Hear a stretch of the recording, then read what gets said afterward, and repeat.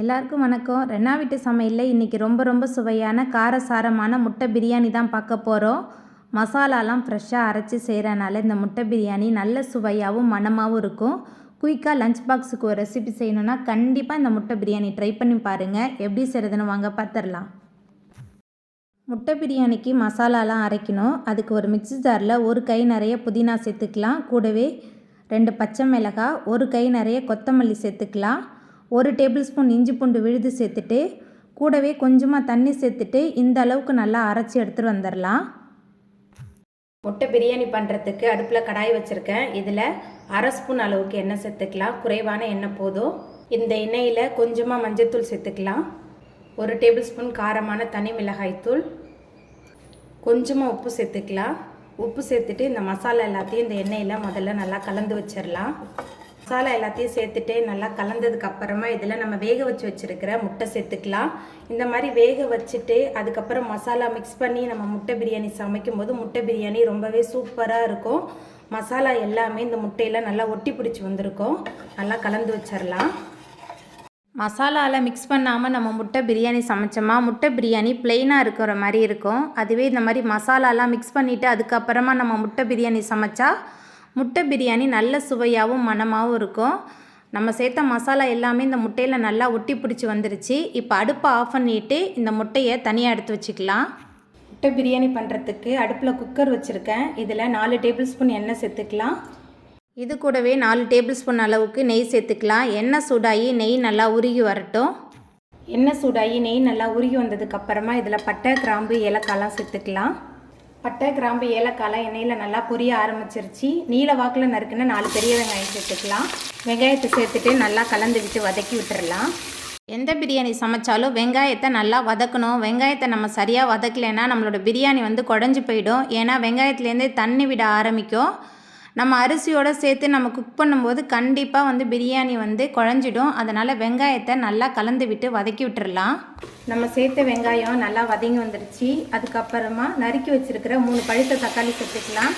பழுத்த தக்காளி சேர்த்துட்டு மறுபடியும் நல்லா கலந்து விட்டு வதக்கிடலாம். தக்காளி சேர்த்துட்டு நல்லா கலந்து விட்டு வதக்குனதுக்கப்புறமா இதில் மிக்சியில் சேர்த்து அரைச்சி விழுது சேர்த்துக்கலாம். மிக்சியில் சேர்த்து அரைச்சி விழுது சேர்த்துட்டு நல்லா கலந்து விட்டு வதக்கிடலாம். மசாலாவோட பச்சை வாசனை போகணும். அது வரைக்கும் நல்லா கலந்துட்டு வதக்கிடலாம்.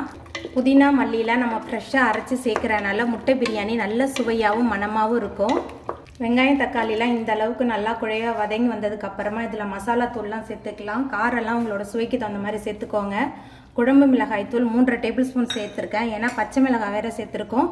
கூடவே வீட்டில் அரைச்ச பிரியாணி மசாலா 2 டேபிள் ஸ்பூன், அதுக்கப்புறமா 1 டேபிள் ஸ்பூன் மஞ்சள்தூள், கொஞ்சமாக கொத்தமல்லி, கூடவே கொஞ்சமாக புதினா சேர்த்துக்கலாம். அதுக்கப்புறமா பிரியாணிக்கு தேவையான அளவுக்கு கல்லுப்பு எல்லாத்தையும் சேர்த்துட்டு நல்லா கலந்து விட்டு வதக்கி விட்டுறலாம்.